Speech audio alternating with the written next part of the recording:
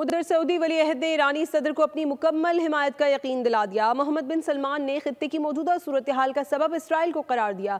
قطری امیر شیخ تمیم بن حمد الثانی کی جانب سے ایران پر اسرائیلی حملے کی مذمت کی گئی۔ فون پر رابطے میں قطری امیر نے اسرائیلی حملے کو ایرانی خود مختاری کی خلاف ورزی قرار دیا۔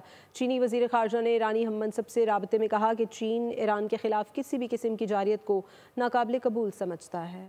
ایرانی سیاسی قیادت کے عالمی رہنماؤں سے رابطے۔ سعودی ولی عہد محمد بن سلمان نے فون پر رابطے میں ایرانی صدر مسعود پزشکیان کو اپنی حمایت کا یقین دلایا۔ انہوں نے کہا کہ پوری اسلامی دنیا ایران کی پشت پر کھڑی ہے، سعودی عرب ایرانی بھائیوں کے ساتھ ہے۔ تہران ٹائمز کی رپورٹ کے مطابق محمد بن سلمان نے کہا کہ اسرائیلی حکومت ایران سے تنازع بڑھانا چاہتی ہے تاکہ امریکہ بھی اس جنگ میں شامل ہو۔ قطری امیر شیخ تمیم بن حمد الثانی کی جانب سے ایران پر اسرائیلی حملے کی مذمت کی گئی۔ ایرانی صدر اور قطری امیر کے درمیان ٹیلی فونک رابطہ ہوا۔ قطری امیر نے کہا کہ اسرائیلی حملے ایران کی خود مختاری اور سلامتی کی خلاف ورزی ہیں۔ اسرائیلی حملے بین الاقوامی قوانین کی صریحاً خلاف ورزی ہیں۔ چینی وزیر خارجہ وانگ یی نے اپنے ایرانی ہم منصب عباس عراقچی سے ٹیلی فونک رابطے میں اسرائیل کی جانب سے طاقت کے بے دریغ استعمال کی شدید مذمت کی۔ وانگ یی نے ایران کو یقین دلایا کہ چین ایران کے خلاف کسی بھی قسم کی جارحیت کو ناقابل قبول سمجھتا ہے۔